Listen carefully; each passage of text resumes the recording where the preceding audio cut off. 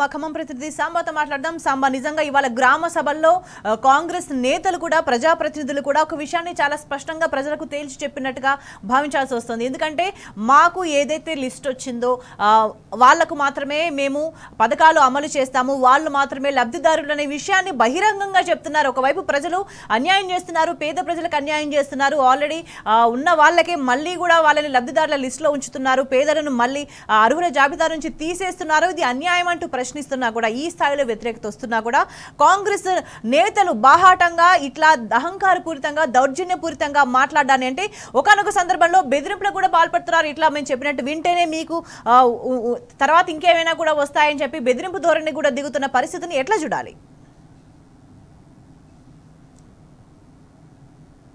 కాంగ్రెస్ ప్రభుత్వం యొక్క real scene ఇవాళ బయటపడింది. అన్ని మండలాల్లో, ఖమ్మం జిల్లాలో, ఉమ్మడి ఖమ్మం జిల్లాలో జరిగినటువంటి అనేక మండలాల్లో జరిగినటువంటి గ్రామ సభలు ఇవాళ కాంగ్రెస్ ప్రభుత్వం యొక్క పరిపాలన తీరుకు అద్దం పట్టే విధంగా ఇవాళ గ్రామ సభలు జరిగాయి. గ్రామ సభల్లో పాల్గొన్నటువంటి ప్రజలకు కూడా ఈ ప్రభుత్వం యొక్క తీరుతెన్నలు, అవలంబిస్తున్న విధానాలు స్పష్టంగా అర్థమైపోయినాయి. ఎందుకంటే ప్రకటించినటువంటి ఏ జాబితా, ఏ లబ్ధిదారుల జాబితా కూడా సర్వే చేశామనేటువంటి ఒక బోగస్ మాట చెప్తున్నారని ప్రజలు నిలదీశారు.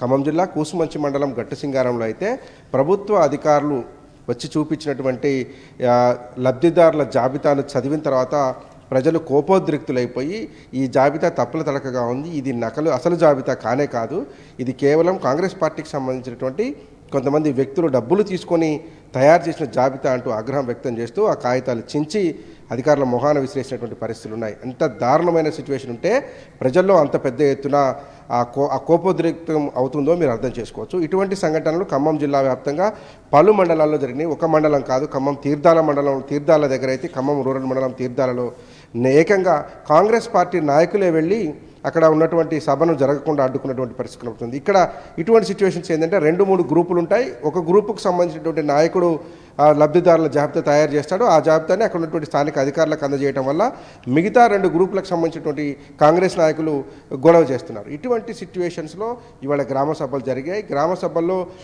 నాకేదో లబ్ధి జరుగుతుంది అనుకుని వెళ్ళినటువంటి నిజమైనటువంటి పేదకు ఇవాళ నిరాశ ఎదురవడంతోనే ఆగ్రహం కట్టలు తెంచుకొని ఇవాళ అధికారులు నిలదీసినటువంటి పరిస్థితి కనిపిస్తుంది.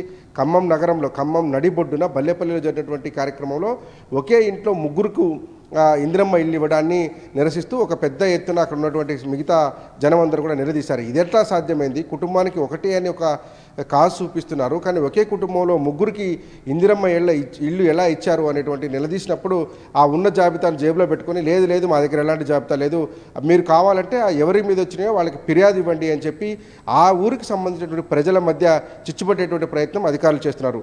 ఫిర్యాదు ఇవ్వడం ద్వారా అతనికి లబ్ధిదారుడిగా వచ్చినటువంటి కుటుంబాలకు మధ్య వివాదాన్ని పెట్టేటువంటి కార్యక్రమానికి ఈ ప్రభుత్వం శ్రీకారం చుట్టింది. అట్లాగే వచ్చినటువంటి లబ్ధిదారుకు ఫిర్యాదు చేయడం వల్ల పోతే అతని మీద, ఫిర్యాదుదారుని మీద కక్ష పెంచుకునేటువంటి పరిస్థితులు ఇవాళ గ్రామాలలో ఈ ప్రభుత్వం క్రియేట్ చేస్తుంది. ప్రభుత్వం అందరినీ ఒక తమ పిల్లల్లాగా చూసుకొని ఒక పెద్దన్న పాత్రలాగా పోషించి ఎవరైనటువంటి అర్హులు ఉంటారో అటువంటి అర్హులకు పథకాలు అందజేయాల్సినటువంటి ప్రభుత్వం ఇవాళ కేవలం కాంగ్రెస్ పార్టీ నాయకులు చెప్పినటువంటి జాబితాలను జేబులో పెట్టుకొని వెళ్ళి వాటిని చదవడంతోనే ప్రజాగ్రహం పెళ్ళుబుకిందని చెప్పి ప్రజలు చెప్తా ఉన్నారు.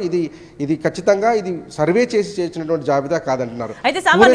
ఒకవైపు లిస్టు పారదర్శకంగా లేదు, నిజంగా న్యాయబద్ధంగా లేదు, అర్హులైన వాళ్ళకి వాళ్ళు లిస్టులో లేరు, వాళ్ళకి పథకాలు అందే పరిస్థితి కనిపించట్లేదు అని ఒకవైపు ఆందోళన చేస్తుంటే కూడా ఇందిరమ్మ కమిటీలో ఉన్న 5 మంది చెప్తే రేవంత్ రెడ్డి చెప్పినట్టు అని బాహాటంగా మాట్లాడడాన్ని ఎట్లా చూడాలి? అంటే వీళ్ళ పద్ధతి ఎట్లా ఉందని అనుకోవాలి, వీళ్ళ ఉద్దేశం ఎట్లా ఉందనుకోవాలి? అంటే ఇప్పటి వరకు ప్రజలు కూడా ప్రశ్నిస్తున్నారు, ఇన్ని సర్వేలు చేసిండ్రు, ఇన్ని సర్వేలన్నీ కూడా ఇవన్నీ ఉత్తుత్తి సర్వేలే, కేవలం కాలయాపన కోసమే, ఏదో ప్రచార ఆర్భాటాలకు మాత్రమే చేసిన సర్వేలుగా భావించాల్సిన అవసరం కనిపిస్తుందా? ఎస్ స్వేచ్ఛ, 4 సార్లు ఇప్పటికీ దరఖాస్తులు చేశారు.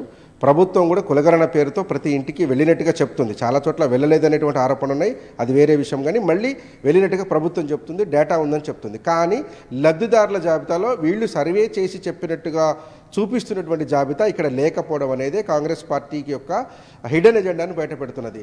ఇవాళ పూరెస్ట్ ఆఫ్ ద పూర్కు ఖమ్మం మున్సిపాలిటీలో ఒక అద్భుతమైన భాష్యం చెప్పారు. ఖమ్మం మున్సిపల్ ఆఫీస్కి పక్కన కూతవేడు దూరంలో ₹1,00,00,000 కారులో తిరిగేటువంటి కొడుకున్నటువంటి తండ్రికి వైట్ రేషన్ కార్డు మంజూరు చేశారు ఖమ్మం మున్సిపల్ అధికారులు. ఆ పేరు వివరాలన్నీ కూడా ఒకటి రోజుల్లో బయటపెట్టేటువంటి ప్రయత్నం చేస్తాం.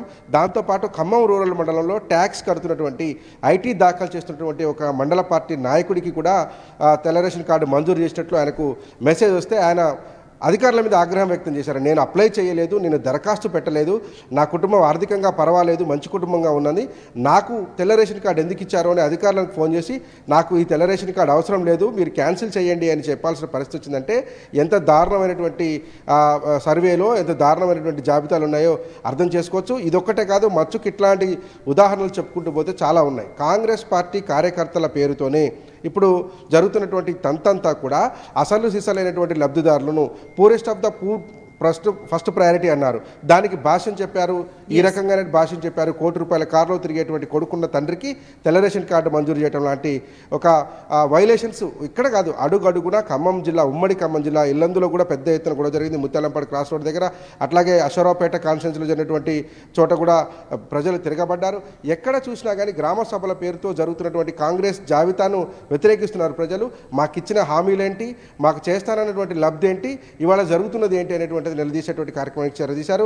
ఇల్లున్న వాళ్ళకే ఇందిరమ్మ ఇల్లు ఇవ్వటం, జాబ్ కార్డు లేకుండా చాలా మంది ఖాళీగా ఉంటారు, కూలీకి వెళ్తున్నటువంటి వాడు, నిరుపేదలు. ఇవాళ మధిర మండలంలో ఉన్నటువంటి ఇల్లూరు గ్రామంలో ఒక మహిళ స్పష్టంగా అధికారులు నిలదీసింది, నాకు జాబ్ కార్డు లేదు, నేను కూలి పని నాలుగు పని చేసుకుంటాను, నా ఇంటికి రండి, చుట్టూ గుడిసెలో ఉంటాను, నాకు ఎందుకు ఇవ్వటం లేదు మీరు ఇందిరమ్మ ఆత్మీయ భరోసా అని ఆ మహిళ నిలదీస్తే అధికారుల దగ్గర సమాధానం లేదు.